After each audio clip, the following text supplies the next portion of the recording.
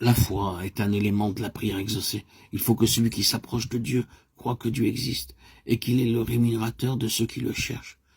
Jésus dit à ses disciples, « Tout ce que vous demanderez en priant, croyez que vous l'avez reçu, et vous le verrez s'accomplir. » Hébreux 11, 6, Marc 11, 24. Le prenez-vous au mot? L'assurance est large et sans restriction, et celui qui a fait la promesse est fidèle. Lorsque nous ne recevons pas immédiatement les choses demandées, croyons néanmoins que le Seigneur nous a entendus et qu'il nous exaucera. Nous sommes tellement sujets à l'erreur, notre vue est tellement bornée qu'il nous arrive parfois de demander des choses qui ne nous seraient pas bonnes.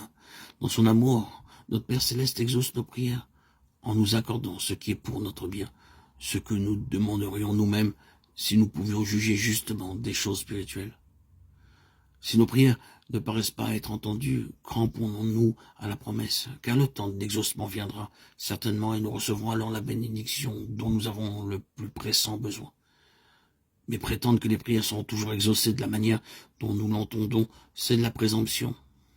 Dieu est trop sage pour se tromper et trop bon pour nous refuser ce qui est le meilleur pour nous. Ne craignez donc pas de mettre en lui votre confiance même quand vous ne voyez pas l'exaucement immédiat de vos prières. Reposez-vous sur cette promesse qui est ferme. Demandez, vous recevrez. Jean 16, 24. Si avant de croire, nous prenons conseil de nos doutes et de nos craintes, ou si nous voulons résoudre tous les points qui pourraient nous paraître obscurs, nos difficultés ne feront qu'augmenter. Mais si nous venons à Dieu dans le sentiment de notre impuissance et de notre dépendance, si avec une foi humble et confiante, nous exposons nos besoins à celui dont la sagesse est infinie, à celui qui voit tout, il entendra nos cris et il fera briller sa lumière dans nos cœurs. Par la prière sincère, nous sommes mis en rapport avec la sagesse infinie. Nous pouvons ne pas voir au moment où nous prions de preuves spéciales que le Seigneur se penche sur nous avec compassion et amour. Mais c'est néanmoins le cas.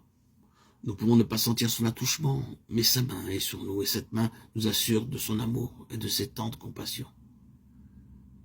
Quand on s'approche du Seigneur pour lui demander grâce et assistance, il faut le faire dans des sentiments d'amour et le cœur disposé au pardon. Comment pouvons-nous dire « Pardonne-nous nos offenses » comme nous aussi nous pardonnons à ceux qui nous ont offensés, Matthieu 6, 12, si nous conservons des ressentiments dans notre cœur.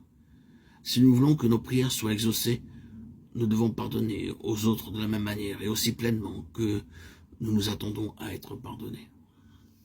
La persévérance dans la prière est une autre condition de l'exaucement. Il faut prier sans cesse pour croître dans la foi. Persévérer dans la prière est-il écrit. Persévérer dans la prière, veillez-y avec action de grâce. Romains 12, 12, Colossiens 4, 2.